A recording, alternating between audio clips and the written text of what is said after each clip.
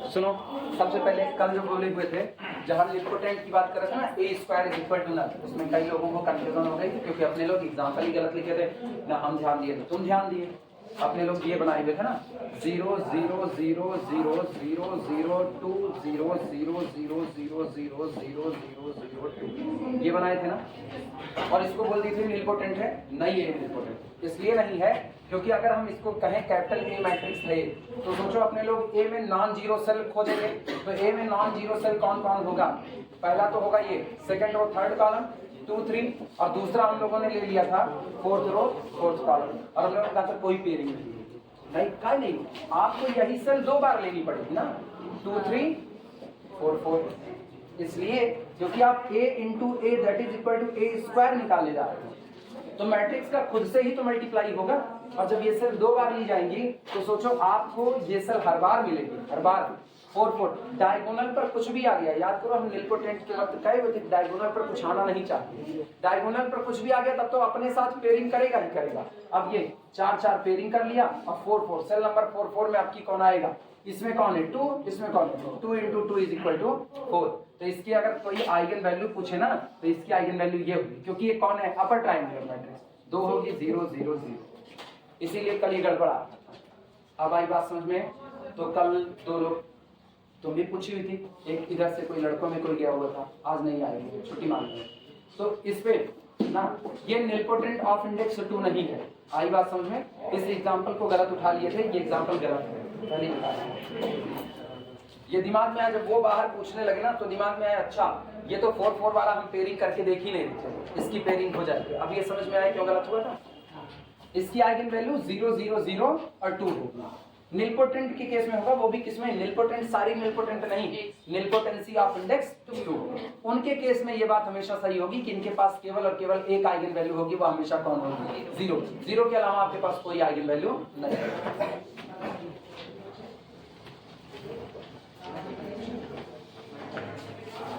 अब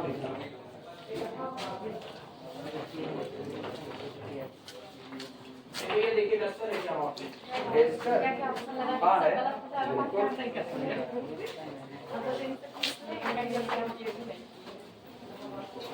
ये रहा। चलो शुरुआत करते हैं।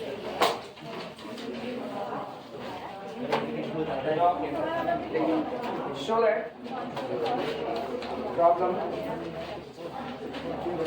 प्रॉब्लम में लिख रहे हैं, लेकिन प्रॉब्लम कम रिजल्ट ज्यादा, ठीक। ये जितनी बातें अभी तक लिख रहे हैं ना उसमें हम ऑलरेडी बताते चल रहे हैं, ये प्रॉब्लम में डाला जरूर गया है लेकिन ये वास्तविकता में कौन है? रिजल्ट। आप इसको रिजल्ट के ही तौर पर याद रखना। शो दैट, इसीलिए शो दैट करके डैश कर देना और नीचे लिखना और उसको घेरा मार देना। Show that lambda is an eigen value, lambda is an eigen value of capital A if and only if, केवल और केवल तब, if and only if lambda is an eigenvalue, lambda is an eigenvalue of A transpose।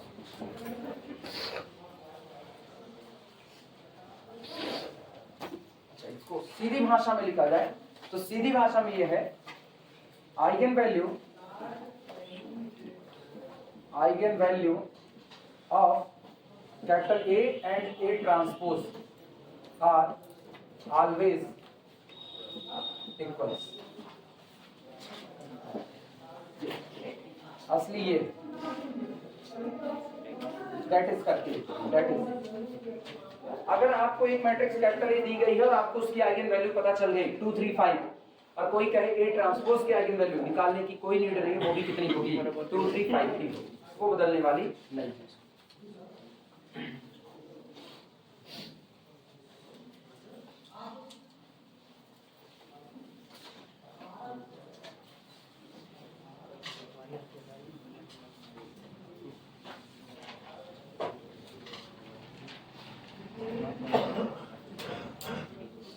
अब इसको तुरंत proof करके भी देख रहे हैं क्या सचमुच ऐसा ही होता है या नहीं होता है। हाँ, यहाँ डिटरमिनेंट का कॉन्सेप्ट लगेगा, यहाँ प्रूफ करने के लिए डिटरमिनेंट का कॉन्सेप्ट लग जाएगा। क्योंकि हम सीधे ट्रांसपोज का इस्तेमाल नहीं कर सकते ना, ट्रांसपोज रिवर्स ऑर्डर में खुलता है, तो अगर हम कुछ कर भी दिए ट्रांसपोज के चक्कर में तो वो गड़बड़ा जाएगा।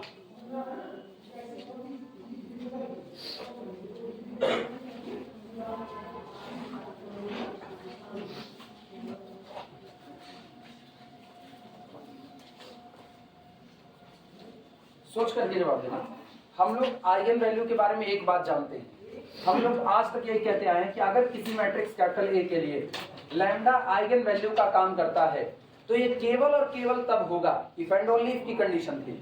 For capital A lambda becomes the eigenvalue if and only if A x is equal to lambda x has non trivial solution. यही तो कहा गया था कि आपकी दी गई मैट्रिक्स कैपिटल ए के लिए लैम्डा उसी दिन आइगन वैल्यू का काम करेगा जिस दिन ax is equal to lambda x हमेशा कैसा सॉल्यूशन रखे, नॉन ट्रिवियल। और अगर ये नॉन ट्रिवियल सॉल्यूशन रखता है तो आप कह दो lambda is the eigenvalue of capital A. If and only pay आप दो तरफा बातें कर सकते हो। a के लिए लैम्डा आइगन वैल्यू है, मतलब ये इक्वेशन कैसा सॉल्यूशन देगा, नॉन ट्रिवियल। ये इक्वेशन नॉन ट्रिवियल सॉल्यूशन देता है, मतलब आप कह सकते हो कि a के लिए लैम्डा किसका काम करेगा, आइगन वैल्यू का। अब ये बताओ, जो ये प्रूफ करने को कह रहे हैं, ये कह रहे हैं कि आप ये साबित कीजिए कि ए के ट्रांसपोज के लिए भी लैम्डा किसका काम करेगा, आइगन वैल्यू का। अगर ए ट्रांसपोज के लिए भी लैम्डा आइगन वैल्यू है तो A transpose x is equal to lambda x has non trivial solution. यही होगा कि नहीं? तो कुल मिलाकर के दोनों स्टेटमेंट को अगर मर्ज करके एक बनाना चाहें तो मुझको एक बात दिखानी है, if this has non trivial solution then this also has the non trivial solution। अगर हम ये दिखा दें कि तुम्हारे पास नॉन ट्रिवियल सॉल्यूशन होगा किसके रिस्पेक्ट के लिए, लैम्डा के, तो इनके पास भी नॉन ट्रिवियल सॉल्यूशन होगा। तो हम क्या इस बात की, और इनके पास नॉन ट्रिवियल सॉल्यूशन होगा इसका मतलब इनकी आइगन वैल्यू कौन बन चुका है, लैम्डा। ज्वाइंट हो गया दोनों स्टेटमेंट की नहीं?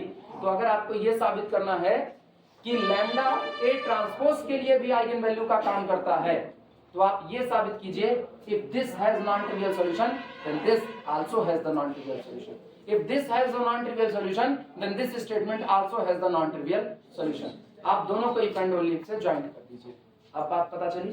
तो हम लोग यहाँ पर इन दोनों स्टेटमेंट से काम करेंगे। अपने लोग इसका non-trivial solution मान के चलेंगे और साबित करेंगे कि अगर इसके पास non-trivial solution है तो आप मैट्रिक्स ए को हटा करके ए ट्रांसपोज लगा दीजिए, उसके पास भी कैसा सॉल्यूशन होगा, non-trivial solution होगा। अच्छा, अब ये बात सोचो कि इनके पास नॉन ट्रिवियल सॉल्यूशन है, इसका मतलब क्या है? इसका मतलब है कि a minus lambda I x is equal to null के पास कैसा सॉल्यूशन है। यही तो वो है कि कुछ और है? तो अगर इसके पास नॉन ट्रिवियल सॉल्यूशन है तो उसके पास भी नॉन ट्रिवियल सॉल्यूशन होगा, हाँ या ना? अच्छा, आप कह रहे हो इसके पास नॉन ट्रिवियल सॉल्यूशन है तो इसका मतलब इसके पास नॉन ट्रिवियल सॉल्यूशन तब होगा जब A transpose minus lambda I x is equal to null के पास कैसा होगा, नॉन ट्रिवियल। क्योंकि इसी को तो वो बनाए हुए हुआ, दोनों में कोई अंतर तो है नहीं। यानी अब हम यहां से हट करके वहां शिफ्ट हो रहे हैं। ये सिस्टम नॉन ट्रिवियल सॉल्यूशन रखता है, हमको ये साबित करना है if this system has non trivial solution then this system also has the non trivial solution. अब हमको ये साबित करना है। अब तक कहां थे, यहां, लेकिन अब कहां आ गए इस पर। ये नॉन ट्रिवियल रखेगा तो आपको साबित करना है कि ये भी कैसा सॉल्यूशन रखेगा, नॉन ट्रिवियल सॉल्यूशन ही रखेगा। अब सुनना, ये नॉन ट्रिवियल कब रखता है, ये नॉन ट्रिवियल कब रखता है? जब a माइनस लैम्डा आई कैसा होता है, नॉन इन्वर्टिबल होता है। नॉन इन्वर्टिबल मैट्रिक्स के पास एक ही सॉल्यूशन होता है, ओनली ट्रिवियल। क्यों? अगर कोई मैट्रिक्स कैपिटल ए इन्वर्टिबल हो गई तो इसकी सारी रो सारा कॉलम कैसा हो जाएगा, पाइवोटेड। सारी रो सारा कॉलम पाइवोटेड। तो सारा कॉलम पाइवोट हो जाएगा तो क्या आपके पास कोई फ्री वेरिएबल बचा? नहीं। जब आपके पास कोई फ्री वेरिएबल नहीं बचा तो होमोजीनियस का क्या solution, unique solution, that x1 बराबर x2 बराबर x3 जितने वेरिएबल सब बराबर कितना, 0। इसके अलावा तो नहीं बचेगा। तो इसका मतलब आपको ये कहना है कि a माइनस लैम्डा आई कैसा है, नॉन इन्वर्टिबल। और इसके नॉन इन्वर्टिबल होने पर a ट्रांसपोज माइनस लैम्डा आई को भी क्या दिखाना पड़ेगा, नॉन इन्वर्टिबल। और अगर कोई नॉन इन्वर्टिबल बनना चाहता है तो उसकी पहली शर्त और आखिरी शर्त होती है, अगर matrix capital a non invertible है तो इसका डिटरमिनेंट कितना आएगा। मतलब कुल मिलाकर के सारी गाड़ी आकर के रुकती है कि हमको साबित कर देना है कि determinant of a minus lambda I जिस दिन 0 होगा उस दिन determinant of a transpose minus lambda I भी कैसा हो जाएगा, कि अगर तुम 0 होगे तो ये भी 0 होंगे ही होंगे। इसका मतलब अगर तुम नॉन ट्रिवियल हो तो इसके लिए भी सॉल्यूशन कैसा आएगा, नॉन ट्रिवियल। इसके लिए नॉन ट्रिवियल आने का मतलब है a के लिए लैम्डा क्या बन गया, आइगन वैल्यू। तो इसके नॉन ट्रिवियल में लाने का मतलब ए ट्रांसपोज के लिए लैम्डा क्या बन गया, आई। बस काम खत्म, सारा सीक्वेंस जुड़ पाया। ईमानदारी से अभी भी बताओ कितने लोगों को अभी भी ये बात नहीं समझ में आई? ईमानदारी से। 1 और 2 और 3 4 5 6 7, अब उठेंगे धड़ा 9, और बाकी सबको समझ आ गया? जिनको आ गया उनसे पूछें। बात खोपड़ी हिल गई सबकी ना, हम ना पूछे तो तुम लोग ना गुरमुसावन खान बैठे रहो खाली बस।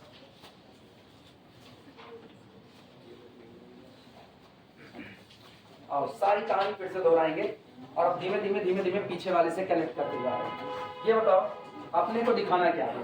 पहले ये तय करो ना मुझको दिखाना क्या है। ठीक है, एक होगा लेकिन ढंग से होगा।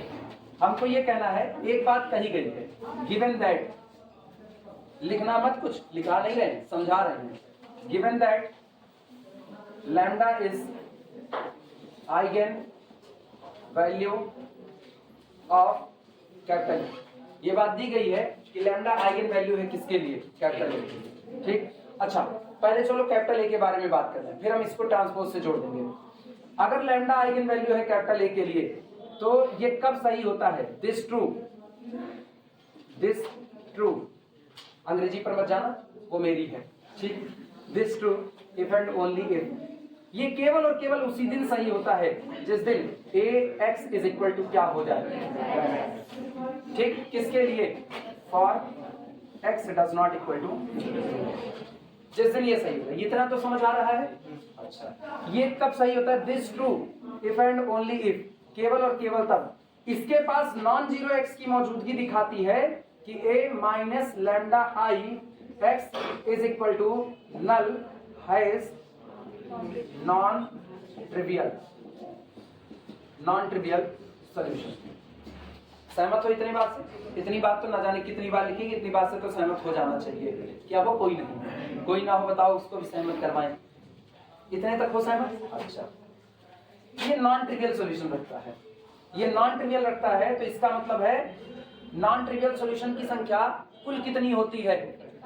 इनफाइनाइट होती है। अच्छा, इसके पास इनफाइनाइट सॉल्यूशन होने का मतलब है अनायास नहीं आया होगा। बिना फ्री वेरिएबल के आप इनफाइनाइट सॉल्यूशन पा भी नहीं सकते हो, कि पा सकते हो? नहीं पा सकते हो।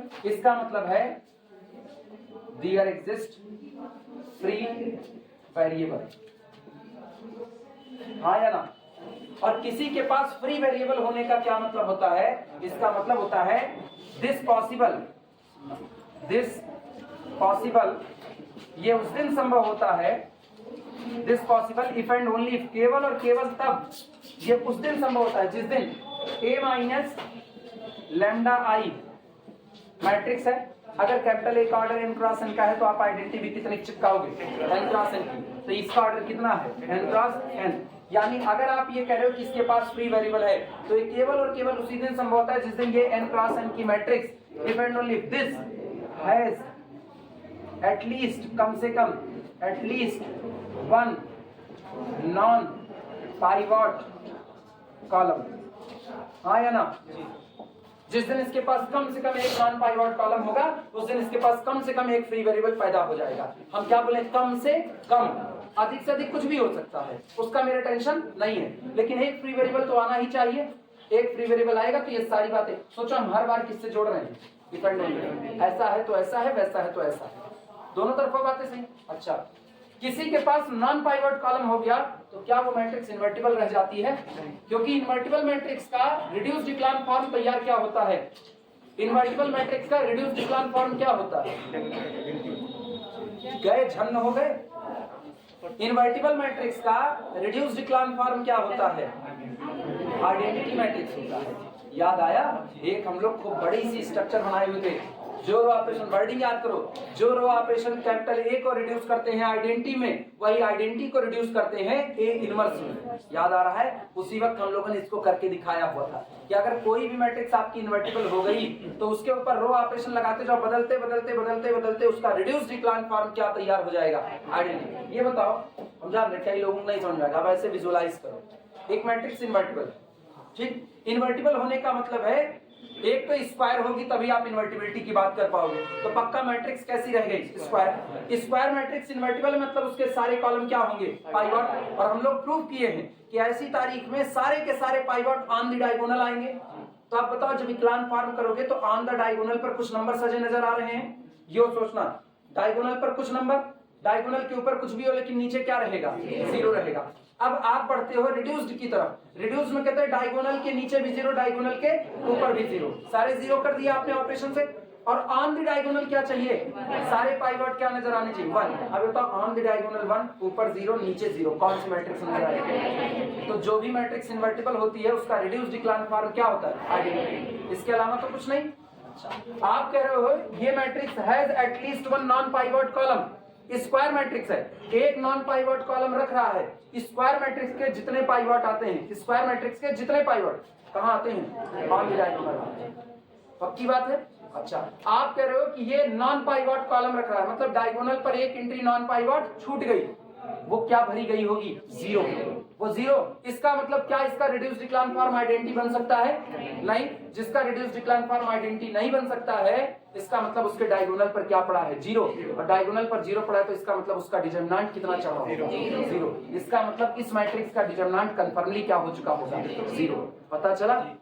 अगर ये मैट्रिक्स अपने आप को नॉन इन्वर्टिबल कह रही है तो ये अपने आप को, कोई मैट्रिक्स अपने आप को नॉन इन्वर्टिबल केवल तब कह सकती है जब if and only if determinant of a minus lambda I बराबर कितना हो जाए। मतलब सारी बातें उल्टी करो, सारी बातें उल्टी।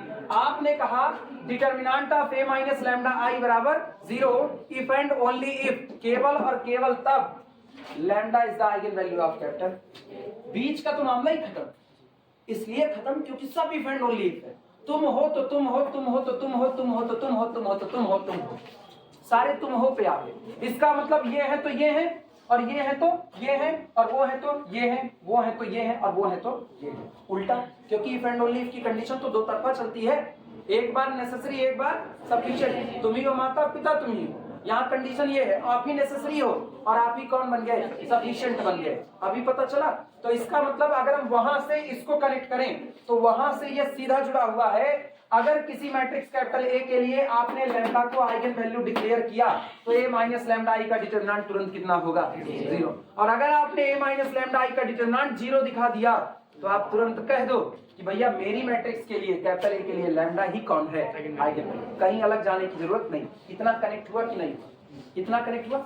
अब धीमे से मैट्रिक्स ए को रिप्लेस कर दो ट्रांसपोज। अब ट्रांसपोज, अब ये बताना, सुनो, अगर हम किसी तरीके से दिखा लें, गौर करना, अगर हम किसी तरीके से दिखा लें कि determinant of A transpose minus lambda I बराबर कितना आ जाए? 0, तो क्या ट्रांसपोज के लिए लैम्डा आइगन वैल्यू हो जाएगा कि नहीं? हो जाएगा। अभी थ्योरी कनेक्ट हुई, बस इसी थ्योरी पर हम काम कर रहे हैं।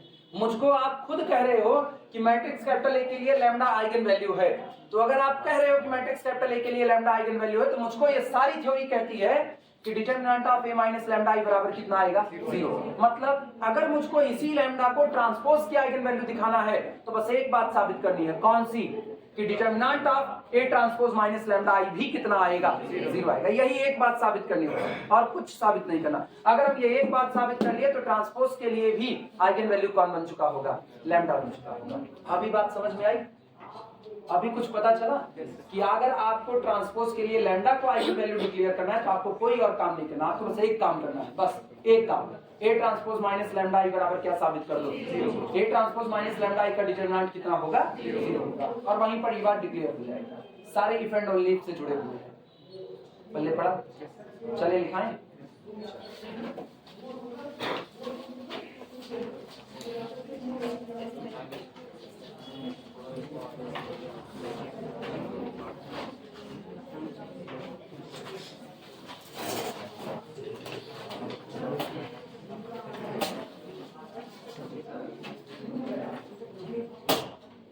चलो सारी बातें लिखो। Since lambda is an eigenvalue of capital A, solution. Since lambda is an eigenvalue of capital A, चूंकि ऐसा कहा गया है कि लैम्डा आइगन वैल्यू है किसके लिए? कैपिटल ए के लिए। ठीक, अब हम बताने चल रहे हैं हम ट्रांसपोज के लिए इसी को आइगन वैल्यू कैसे बताएंगे, वो किस तरीके से दिखाया जाएगा। देखना, इफ वी कैन शो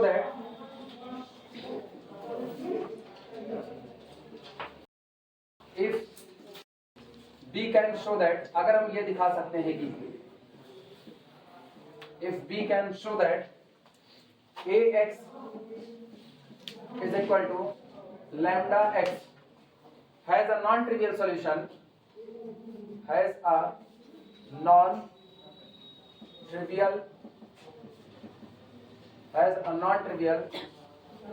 बाहर गए क्या, इससे बच गए हैं, has a non-trivial solution if and only if A transpose x is equal to lambda x has a non-trivial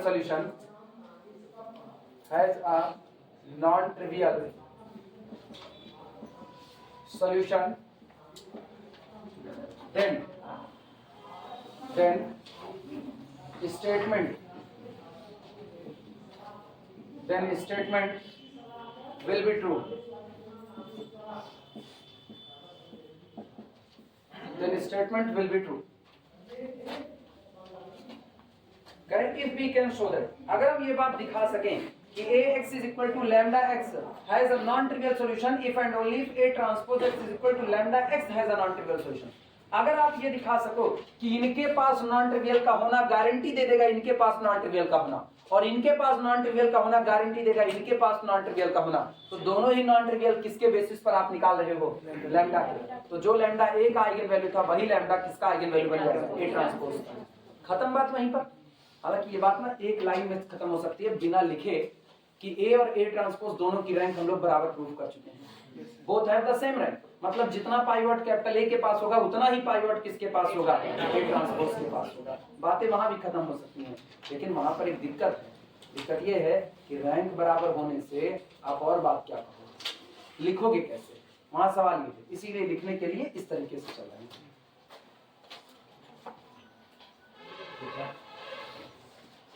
अब सुनो, अब अपने पास ना दो सिस्टम ऑफ इक्वेशन है, दो सिस्टम ऑफ इक्वेशन। पहला जो मैट्रिक्स कैपिटल ए के लिए लिखा गया है, और दूसरा सिस्टम ऑफ इक्वेशन जो किसके लिए लिखा गया है, ट्रांसपोज के लिए। अब मुझको इन्हीं दोनों के बीच में एक रिलेशन बता देना है कि अब तुम्हारे पास नॉन ट्रिवियल होगा तो तुम्हारे पास भी नॉन ट्रिवियल होगा ही होगा।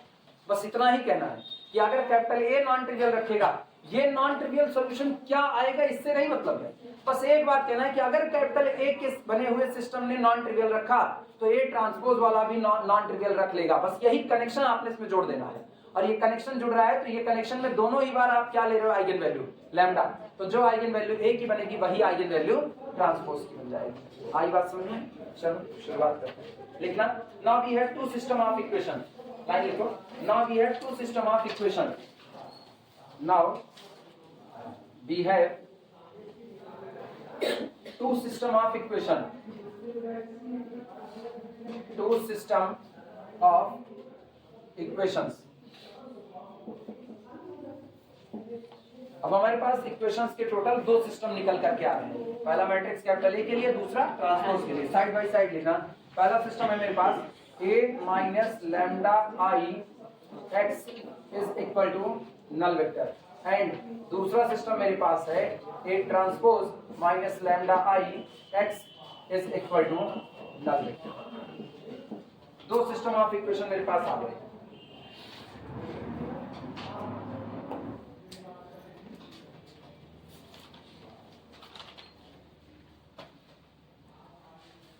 एक का डिटरमिनेंट जीरो होते अगर दूसरे का भी डिटरमिनेंट जीरो हो जाए तो हो गया काम कि नहीं हो गया, इतने तो बात है। ठीक, चलो अब दोनों को ना डिटरमिनेंट से खेल लेते हैं, खेल सकते हैं। तो बताओ आइडेंटिटी मैट्रिक्स का ट्रांसपोज क्या होता है, आइडेंटिटी इटसेल्फ होता है। तो चलो यहां से शुरू करते हैं, इसका डिटरमिनेंट करेंगे और उसके डिटरमिनेंट तक पहुंच जाएंगे। मतलब हमको ये कहना ना जो तुम्हारा डिटरमिनेंट वही तुम्हारा डिटरमिनेंट, यही कह देना है। और इनका डिटरमिनेंट मुझको पता है क्या है, जीरो, तो उसका भी क्या हो जाएगा, जीरो। ध्यान देना, तो लिखेगा नहीं, केवल देखते रहो। Determinant of A minus lambda, या चलो ट्रांसपोज से शुरुआत करते हैं। लो इसका डिटरमिनेंट निकालते हैं, इसका निकालते हैं, और इसका निकालते निकालते यहाँ तक पहुँचने की कोशिश करते हैं और फिर देखते हैं क्या होता है। Determinant of A transpose minus lambda I always equal to determinant of A transpose minus lambda I का ट्रांसपोज। सही या गलत? बिकॉज आइडेंटिटी का ट्रांसपोज आइडेंटिटी इटसेल्फ। तो क्या आपने कुछ बदला? सेम। अच्छा, एक रूल पढ़े हुए हो, a प्लस बी का होल ट्रांसपोज बराबर होता है a transpose plus b transpose. Product में रिवर्स ऑर्डर में खुलता है, लेकिन सब में तो सीधा सीधा खुलता है। जरा उल्टे तरफ से पढ़ो, a transpose plus b transpose is equal to a plus b का।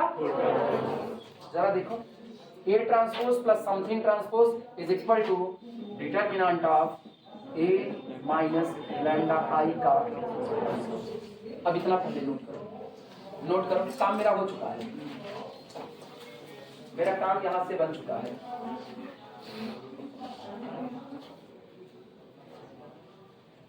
और एक बात इंटरमीडिएट में सीखे होगे, किसी मैट्रिक्स और उसके ट्रांसपोज का डिटर्मिनेंट आपस में बराबर होता है। सीखे हो कि नहीं सीखे हो? ट्रांसपोज करने पर मैट्रिक्स के डिटर्मिनेंट पर कोई फर्क नहीं पड़ता है। ये बात पढ़े हो कि हम ही साबित करें? इसको भी पढ़े हो? तो इसका मतलब ये सोचो, ये क्या, ये अंदर में एक मैट्रिक्स से लिखी गई है और मैट्रिक्स का क्या लगा है? ट्रांसपोज। जो डिटर्मिनेंट ट्रांसपोज का होगा वही डिटर्मिनेंट अंदर वाली मैट्रिक्स का होगा।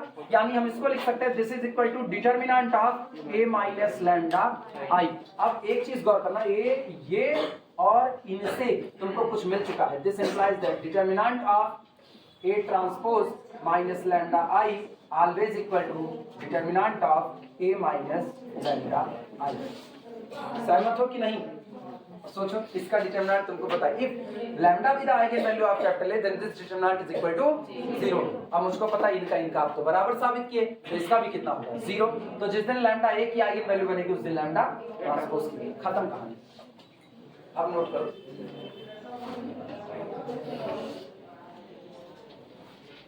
अभी लिखेंगे, अभी लैंग्वेज लिखेंगे कि दोनों साइमल्टेनियसली 0 होंगे।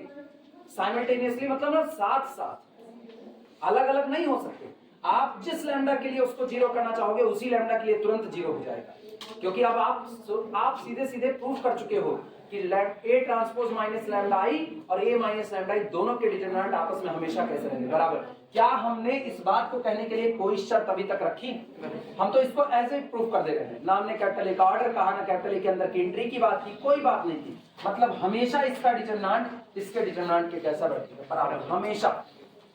तो दोनों साइमल्टेनियसली 0 होंगे, दोनों साइमल्टेनियसली नॉन 0 बने रहेंगे। एक ही साथ, जो नेचर उनका वही नेचर इनका। वो इन्वर्टिबल तो ये इन्वर्टिबल, नॉन इन्वर्टिबल तो नॉन इन्वर्टिबल, साथों साथ नेचर चलेगा। लिख लेना तो फिर बताना। अब उम्मीद कर रहे हैं ये वाली लाइन तो सबको याद होनी चाहिए कि ट्रांसपोज और मैट्रिक्स दोनों का डिटरमिनेंट आपस में क्या होता है? सेम। ओरिजिनल मैट्रिक्स और उसके ट्रांसपोज का डिटरमिनेंट सेम होता है। उधर प्रूफ करते 3x3 का लेकर के, ट्रांसपोज लेकर के भी एक्सपेंशन करते थे, वैसे भी करते थे, तो दोनों बराबर आता था। यहाँ पर थोड़ा स्टैंडर्ड में प्रूफ करते हैं। जब ऊपर पढ़ो ना तो ऊपर थोड़ा स्टैंडर्ड प्रूफ करते हैं। वो डेविड सिले वाली किताब में थोड़ा स्टैंडर्ड प्रूफ किया होगा लेकर के। बोले लैंग्वेज? हाँ, ये वाली, इसके ऊपर वाली सुनो, ये लिखा गया है। हम इसका डिटरमिनेंट निकालने जा रहे हैं कि इसका डिटरमिनेंट कितना आएगा। मुझको पता तो है नहीं कितना आएगा, तो हम ऐसे ही निकाल देते हैं। Determinant of A transpose minus lambda, लेकिन कौन सा?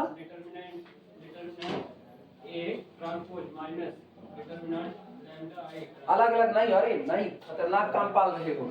अगर तुम ये सोच रहे हो ना कि determinant of A plus B is equal to determinant of A plus determinant of B, ऐसा नहीं होता है, ऐसा नहीं होता है। देखो, अब पहले यही निपटा दे। कई लोगों की ये भी लगा होगा। ऊपर वाली लाइन तो हो चुकी है ना, ऊपर वाली होता है। हाँ, नहीं पता चले यह बवाल हो जाए। हम तो कहेंगे सब जान रहे होगे। खैर, कैसे जान सकते हो? पढ़ाया तो गया नहीं होगा। वैसे तुम लोग non corona time pass out हो ना, पर तब का ही नहीं पढ़ेगा। चलो, एक मैट्रिक्स ले रहे हैं 2 0 0 0 2 0 0 0 2। जरा इसका डिटरमिनेंट बताओ।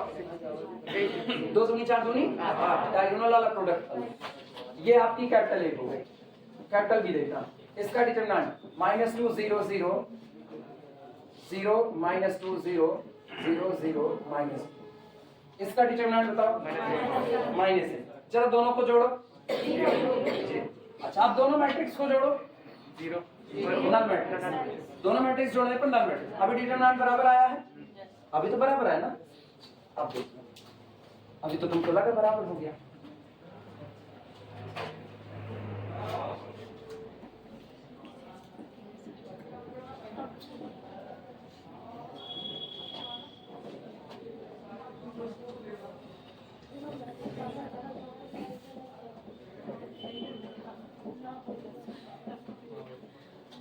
जरा दोनों मैट्रिक्स को जोड़ो, कितना? नल मैट्रिक्स, डिटरमिनेंट कितना? 0। इसका डिटरमिनेंट कितना? 2 दूनी 4 दूनी 8 दूनी 16। उसका भी कितना? 16 और 16 16 क्या अभी बराबर आया? नहीं बराबर आया। रितेश अभी पल्ले पड़ा तो determinant of a plus b does not equal to determinant of a plus determinant of b in general. हमेशा बराबर नहीं हो सकता। हाँ, determinant of into b is equal to determinant of a into determinant of b, ये होता है। Product में आप कहते हो, प्रोडक्ट में होता है, लेकिन सम में आप इस बात को नहीं कह सकते। अब आई बात समझ में? हाँ, तो अब वापस determinant of a transpose minus lambda, हम ये निकालने चलते हैं। अपने को नहीं पता ये कितना आएगा, ये नहीं पता, लेकिन मुझको ये पता है आइडेंटिटी का ट्रांसपोज खुद कौन होता है, आइडेंटिटी। तो हम लोग आइडेंटिटी को हटा करके आइडेंटिटी ट्रांसपोज भी लिखते हैं, तो गलत तो लिखे नहीं, तो हमने इसको कर दिया determinant of a transpose minus lambda I a transpose, lambda I transpose. और मुझको पता है a प्लस बी का होल ट्रांसपोज बराबर a ट्रांसपोज प्लस b, तो अलग अलग ट्रांसपोज को पूरा बाहर कर लिए। ये हो गया determinant of a minus lambda i का होल ट्रांसपोज। लेकिन अब मुझको डिटरमिनेंट की दुनिया में पता है किसी मैट्रिक्स और उसके ट्रांसपोज का डिटरमिनेंट हमेशा आपस में कैसा होता है, एक बराबर। तो ये मैट्रिक्स अंदर वाली a माइनस लैम्डा i कौन है, मैट्रिक्स। मैट्रिक्स का ट्रांसपोज खुद मैट्रिक्स के ट्रांसपोज का डिटरमिनेंट खुद मैट्रिक्स के डिटरमिनेंट के कैसा बैठता है, बराबर। यहां से पहला लो, यहां से लास्ट, और तुमको मिलता है determinant of a transpose minus lambda i बराबर बैठेगा determinant of a minus lambda i। अभी पल्ले पड़ा, अभी उस कंफ्यूजन में मत जाना, इस कंफ्यूजन का एग्जांपल दिखा चुके हैं।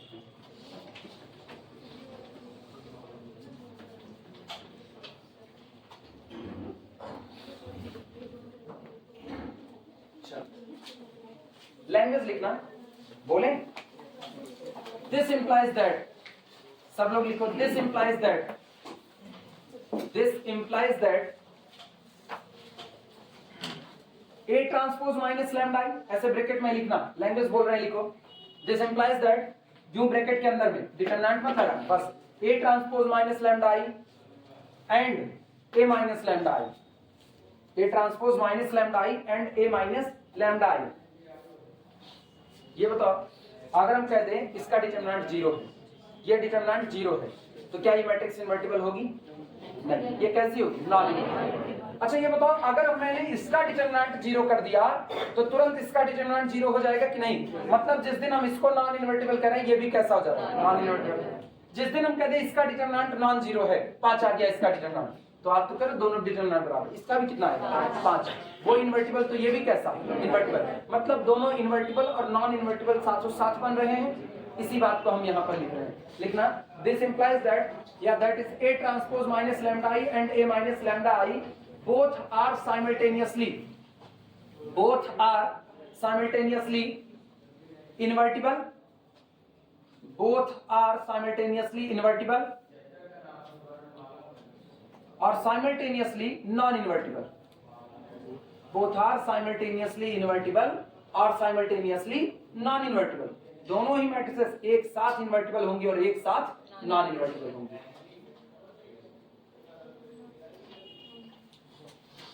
ठीक, अच्छा सोचो, अभी दिमाग दौड़ाना। मेरे पास दो सिस्टम ऑफ इक्वेशन थे, एक ट्रांसपोज के लिए बना था और एक किसके लिए? विदाउट ट्रांसपोज बना था। ठीक, जब आप कह रहे हो इधर सारे लोग इधर आओ वापस, आपने कहा a minus lambda i invertible है। If a minus lambda i invertible, तो a माइनस लैम्डा i के इन्वर्टिबल होने पर इस सिस्टम के पास कैसा सॉल्यूशन? Only trivial solution. बस आप ये करो ये इन्वर्टिबल है तो आप अभी अभी लिखे हो, अगर ये इन्वर्टिबल है तो साथों साथ ये भी इन्वर्टिबल होगा, तो इसके पास भी कैसा सॉल्यूशन? Only trivial solution. आप कह दो ये नॉन इन्वर्टिबल, तो इसके पास कैसा सॉल्यूशन? Non trivial. तो तुरंत इसके पास भी कैसा? Non trivial. ये सारा काम किस पर कर रहे हो? लैम्डा पर। तो जिस लैम्डा के लिए इसने नॉन इन्वर्टिबल बना, उसी लैम्डा के लिए ये भी नॉन इन्वर्टिबल बन गया कि नहीं? बदला तो नहीं। नॉन इन्वर्टिबल बनते ही लैम्डा के लिए आपको यहाँ पर क्या मिलने लगे, नॉन जीरो एक्स मिलने लगे। तो उसी लैम्डा के लिए आपको यहाँ भी नॉन जीरो एक्स मिलने लगे कि नहीं। इसका मतलब जैसे लैम्डा इसकी आइगन वैल्यू बनने की शुरुआत किया तुरंत लैम्डा इसकी भी आइगन वैल्यू बन चुका है। यानी ए और ए ट्रांसपोज दोनों की आइगन वैल्यू डिफरेंट नहीं बल्कि कैसी होती है, सेम होती है। अभी पल्ले पड़ी बातें, चलो लिख देना इस बात को। कहाँ तक लिखे ये बताओ। simultaneously non-neutral. This implies that both equations are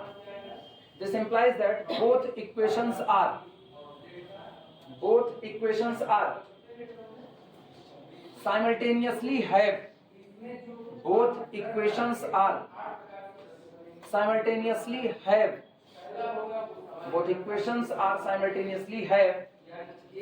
non-trivial solution और अथवा वापस बोले, both equations are simultaneously have non-trivial solution और simultaneously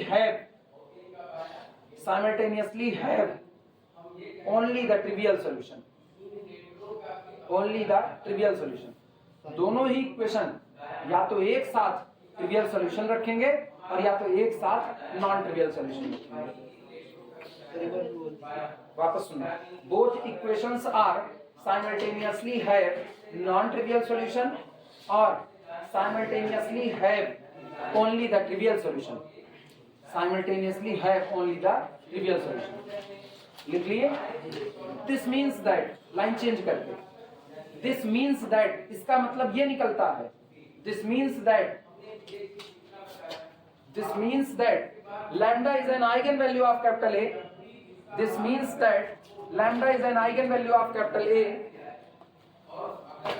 lambda is an eigenvalue of capital A if and only if lambda is an eigenvalue of A transpose, lambda is an eigenvalue of A transpose। इसका मतलब ये होता है कि जिस दिन lambda ए के लिए आइगन वैल्यू बनेगा उस दिन लैम्डा ए ट्रांसपोज के लिए भी क्या बन जाएगा, आइगन वैल्यू बन जाएगा। क्लियर हुआ? छूटा क्या? छूटा कहां से? अच्छा सुनो फिर से वापस सुनिएगा। Which means that, या this means that lambda is an eigenvalue of capital A if and only if it is an eigenvalue of A, if and only if it is an eigenvalue of capital A। क्या हुआ? Language बदलेंगे क्या? आप एक बोल दिए last में दोनों बार आप एक बोल दिए। अच्छा सीक्वेंस पलट गया ना, ए ट्रांसपोज लगा दिया, सीक्वेंस पलट गया होगा मेरा, वो हम बोलते बोलते भूल जाते हैं, पता नहीं क्या बोलते हैं। मेरे साथ ये दिक्कत है, इसीलिए हम कहते हैं ना एक दिन हम अपने घर नहीं जाएंगे पक्का, एक दिन भूल जाएंगे मेरा घर क्या है, फिर हम यूं ही घूमते हुए आधा पे घुमक्कड़ा जिज्ञासा चलेंगे। अरे अभी थर्ड ईयर में पढ़ा रहे थे, सीक्वेंस बता रहे थे थर्ड ईयर में, तो कॉम्प्लेक्स का रियल का सीक्वेंस का जोड़ करके उनका डिफरेंस बता रहे थे कि अंतर क्या है। सडनली कोई लड़की कुछ पूछी, बस उसके बाद हम भूल गए कि हम बोल क्या रहे थे। उसी से पूछे बहनी बोल क्या रहे थे, उन लोगों को भी नहीं पता क्या बोलते हैं, चल सब एक बराबर है।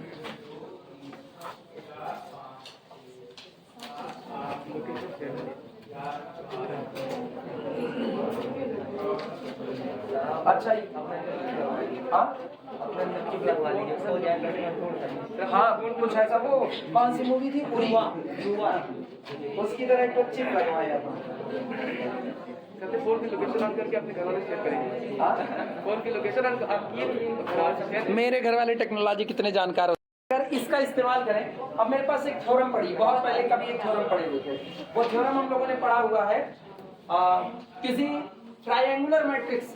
अब यहाँ ट्रायंगुलर का मतलब स्क्वायर ट्रायंगुलर है, ठीक है। किसी ट्रायंगुलर मैट्रिक्स के लिए जो आइगन वैल्यू होती है वो उसकी डायगोनल एंट्री होती है, यही पढ़ा हुआ है। सोचो हमने क्या कहा, किसी ट्रायंगुलर मैट्रिक्स, ना अपर बोला ना लोअर बोला, मतलब लोअर ट्रायंगुलर अपर ट्रायंगुलर दोनों ही किस्से में आपकी आइगन वैल्यू डायगोनल पर बैठी हुई एंट्री होगी। पढ़ चुके हैं और अभी कुछ पढ़े हैं। अभी ये पढ़ा गया है कि अगर आप किसी मैट्रिक्स का ट्रांसपोज लेते हो तो वही आइगन वैल्यू मिलती है जो आपको किसकी मिलती है, मेन मैट्रिक्स की मिलती है। अपर ट्रायंगुलर का ट्रांसपोज क्या होता है, वेरीफाई हो रहा है कि नहीं हो रहा है? इसका मतलब अगर हम एक अपर ट्रायंगुलर मैट्रिक्स बनाएं A11, A12, A13 so on A1 0 A22, A23 so on A2n 0 0 A33 हे उन्हों इधर देखो A3n so on 0 so on 0 so on 0 so on AN। क्या ये एक अपर ट्रायंगुलर मैट्रिक्स है? अगर ये अपर ट्रायंगुलर मैट्रिक्स है तो ये बताओ इसकी आइगन वैल्यू क्या होगी?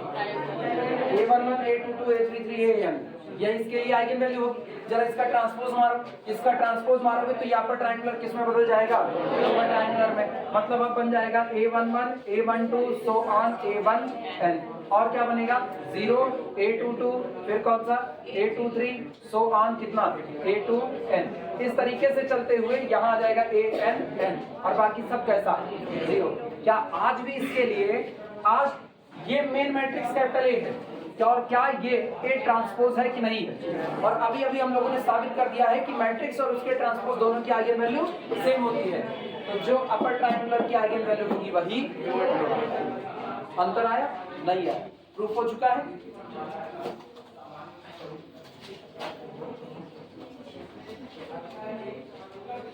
एक्चुअली इसको मैं ऐसे बता दिया क्योंकि हम इसको लिखना नहीं चाहते, इसलिए भी नहीं लिखना चाहते, हम लोगों ने सवाल की नंबरिंग नहीं की है।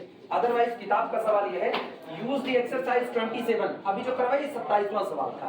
Use the exercise 27 to complete the proof of the theorem 1। और थ्योरम 1 वही थी कि किसी अपर ट्रायंगुलर और लोअर मैट्रिक्स की आइगन वैल्यू सेम होती है या किसी भी ट्रायंगुलर मैट्रिक्स की आइगन वैल्यू उसके डायगोनल पर होती है। यही थ्योरम थी शायद जो पहली थ्योरम थी, ठीक।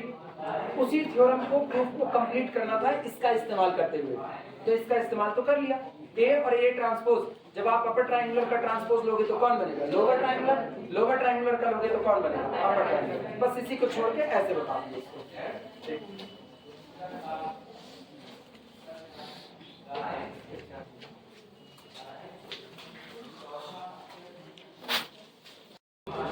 हम कहे थे ना जो तुमको न्यूमेरिकल में नजर आ रहा है कहीं ना कहीं वो तुमको अभी प्रूफ करने के लिए कहा जाता है।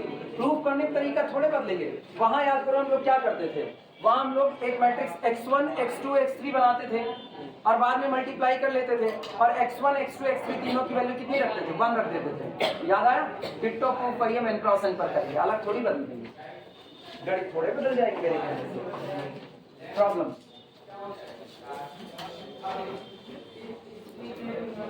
और प्रॉब्लम कम रिजल्ट ज्यादा है, ये याद रखना। प्रॉब्लम कम रिजल्ट ज्यादा है। फॉरेन राइटर की एक खासियत ये सबसे तगड़ी होती है, वो थ्योरी ना एक बार जो बता दिए उसके बाद जितनी थ्योरी बच जाती है ना वो आप ही से प्रूफ करवाते हैं। आपका कॉन्सेप्ट निखारने के लिए आपसे ही प्रूफ करवाते हैं कि आप साबित कीजिए कि ऐसा होगा, और वो अपने को यहाँ एज ए न्यूमेरिकल नजर आता है। यही अपनी किताबें हैं, अपनी मतलब जिससे हम पढ़े जिससे हम पढ़ेंगे।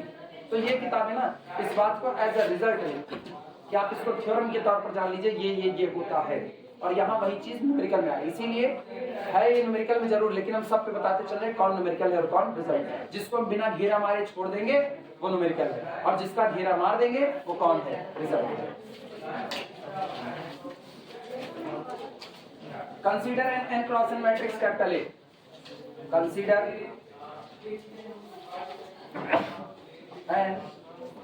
एन क्रॉस एन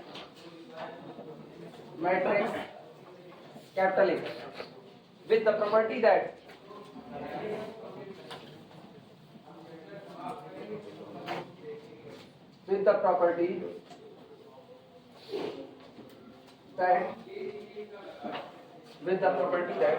मार्कर मर जाता है इस ठंडे। the row sum all equals the row sum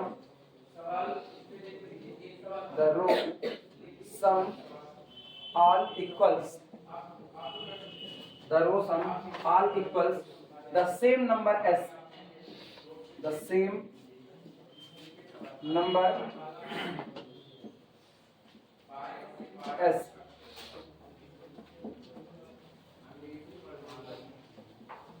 then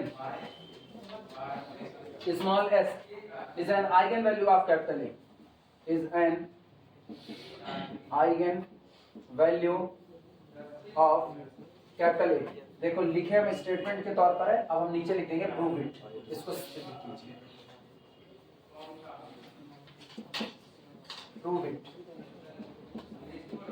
इसे सिद्ध कीजिए। अब इसको आसान भाषा में आपने भी लिखे तो किताब की लैंग्वेज है, किताब की लैंग्वेज भाई उनकी है, अपनी आसान भाषा में लिखे, क्या वो बनी तकलीफ में आ गई। इसको ऐसा देखिए तो हमें लगा तकलीफ में, अब देखना आसान भाषा में, दैट इज अर्थात for a capital matrix, for a matrix capital A n cross n, if sum of each row is S, then S must be one eigenvalue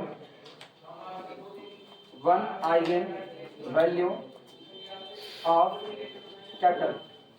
ये आसान लगेगा अपनी करें। For a matrix capital A n cross n, if sum of each row is smallest, किसी दी गई matrix capital A के लिए अगर हर रो का सम कितना बैठेगा s, then smallest must be one eigenvalue of capital A. तब ये स्मॉलेस्ट जो आपका जोड़ आ रहा है ये आपके मैट्रिक्स कैपिटल ए की एक आइगन वैल्यू होगी ही होगी। ये दोनों स्टेटमेंट एक ही है, बस ये अपनी भाषा है, वो किताब की भाषा है, इतना ही है। नोट करो तो प्रूफ किया जाए। चलो प्रूफ लिखना इसका सॉल्यूशन। सबसे पहला काम करो, सबसे पहला काम एक मैट्रिक्स n क्रॉस n की, हाँ जनाब दोनों लोग जाओ। सबसे पहला काम जो हम लोग करेंगे वो पहला काम ये करेंगे, n क्रॉस n की एक मैट्रिक्स को हम लोग मान लेंगे a11 a12 a13 इस तरीके से चलते हुए, और उसी n क्रॉस n की मैट्रिक्स के साथ डील करेंगे। चलो लिखना, let capital A is equal to, let matrix capital A is equal to a11 a12 up to so on a1n, a21 a22 up to so on a2n, इस तरीके से चलते हुए an1 an2 up to so on an।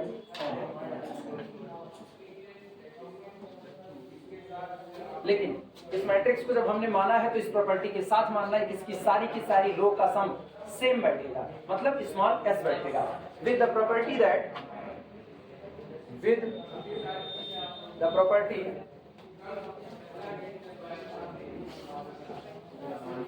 the property that sum of each row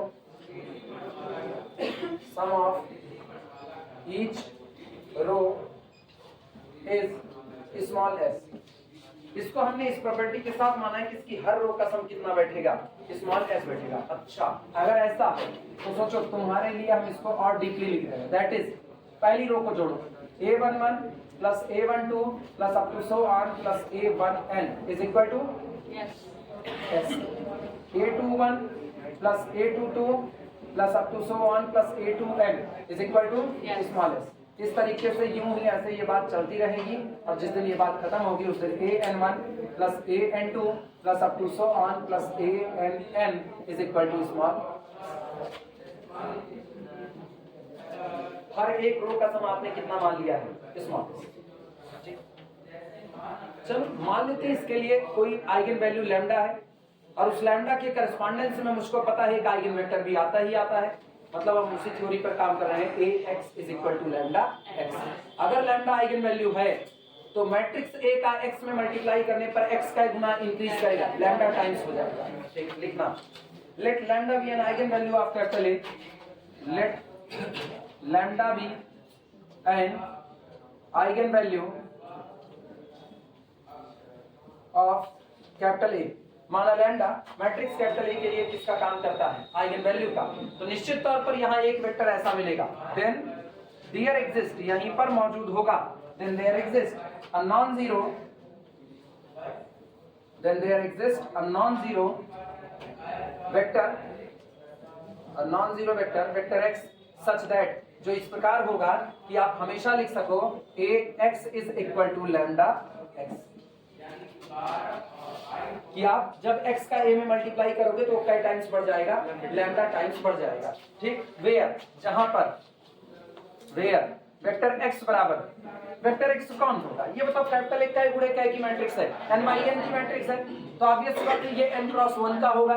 n cross 1 का होगा तो अंदर में वेरिएबल लेगा ना, तो चलो वेरिएबल मान लेते हैं। Variable x1 x2 up to so on कितना है x n क्रॉस लिख दो।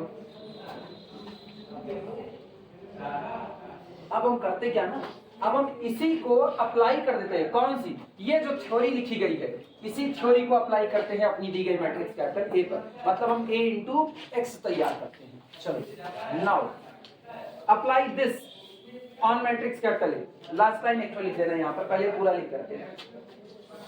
अप्लाई दिस ऑन कैपिटल ए, इस थ्योरी को हम अप्लाई करने चल रहे हैं कैपिटल ए के ऊपर। Apply this on capital A, apply this on capital A. चलिए करें अप्लाई। देखना ax बराबर ax is equal to a11 a12 up to so on a1 n, a21 a22 up to so on a2n, up to so on an1 so on an2 up to so on an और into कितना x कौन है x1 x2 up to so on xn। हम नीचे लिखेंगे, तुम लोग आगे जगह होगी तो लिखना, नहीं तुम लोग भी मेरी तरह नीचे लिखना। दिस इज इक्वल टू, चलो मल्टीप्लाई करते हैं। इधर देखो सब लोग, इधर फर्स्ट रो फर्स्ट कॉलम क्या लिखा जाएगा a11 x1 plus a12 x2 plus up to so on plus a1n xn। अगला क्या लिखा जाएगा a21 x1 plus a22 x2 plus up to so on plus a2n xn। तरीके से चलते चलते ये बात ऐसे ही बढ़ेगी, लिखा जाएगा an1 x1 plus an2 x2 plus up to so on plus ann xn। यही आएगा, नोट करो।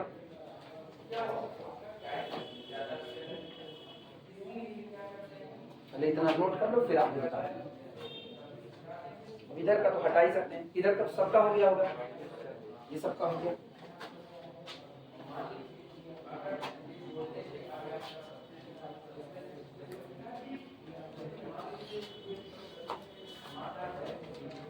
नोट करो फटाफट।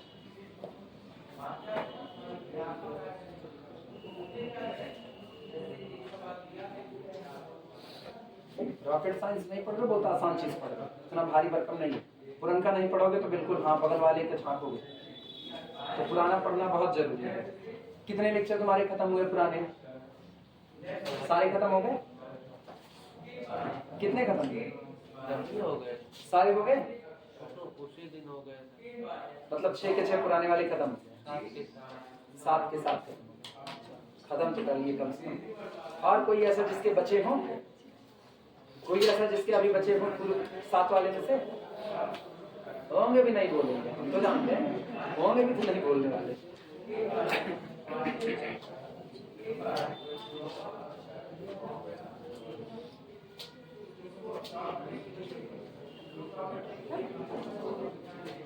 अब यहां से कहानी पलटेगी। मेरी मेन थ्योरी ये है, अगर लैम्डा आइगन वैल्यू इधर इधर इधर अगर लैम्डा आइगन वैल्यू बनना चाहता है तो आपको एक ऐसा वेक्टर खोजना पड़ेगा कि जिसको x पर a पर मल्टीप्लाई करते ही वो कुछ टाइम्स बढ़ जाए। जितना टाइम्स बढ़ेगा वो कौन हो जाएगा? आइगन वैल्यू हो जाएगा। जितना टाइम्स बढ़ेगा, एक काम करते हैं पूरे में सेट कर दो x1 बराबर x2 बराबर x3 बराबर xn बराबर 1। जरा पूरे पर 1 सेट करो। 1 सेट करोगे तो बोलो क्या नजर आ रहा है? a11 plus a12 plus a11। पहली रो का सम है कि नहीं? That's the small s। दूसरे में क्या नजर आ रहा है? Small s। लास्ट में भी क्या नजर आ रहा है? Small s। सब पर स्मॉल s नजर आया। जरा स्मॉल s को कॉमन करो। स्मॉल s को कॉमन करोगे तो तुमको वास्तविकता में नजर आए मैट्रिक्स कैपिटल A इंटू 1 1 1 1 1 और कई गुना बढ़ गया s टाइम्स हो गया। तो इसका मतलब s कौन हो गया? Eigen value. किसके करस्पॉन्डेंस में? 1 1 1 1 के करस्पॉन्डेंस में।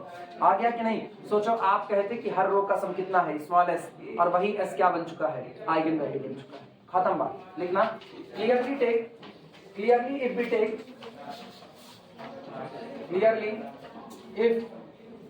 वी टेक स्पष्ट है कि अगर हम ले लें x1 बराबर x2 बराबर x3 बराबर सो ऑन बराबर xn बराबर कितना 1 इज इक्वल टू 1।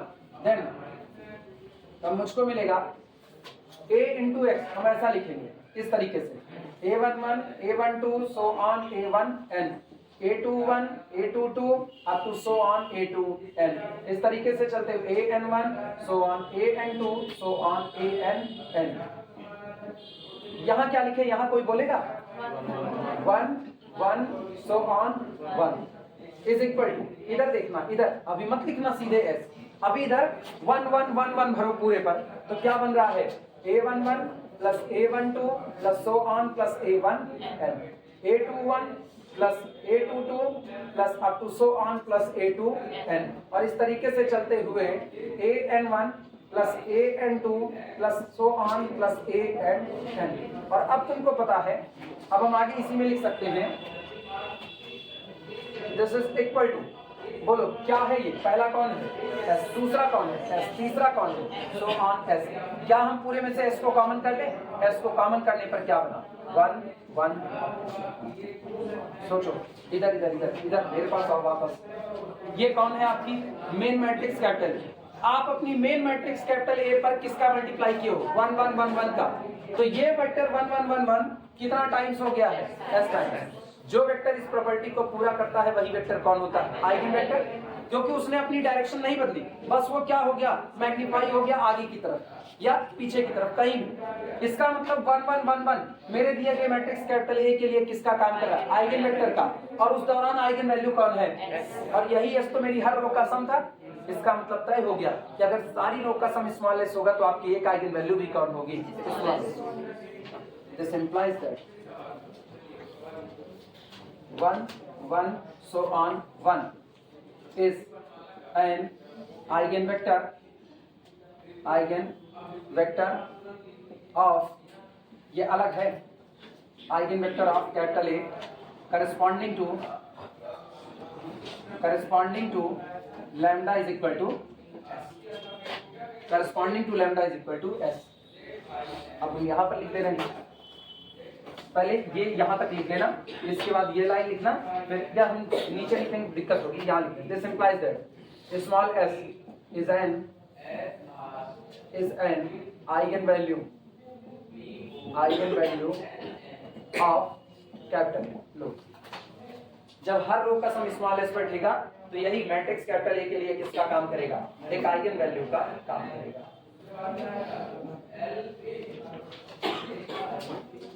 पता है जो बात आप रो के लिए कहो डिक्टो यही बात किसके लिए सही है, सेम ये।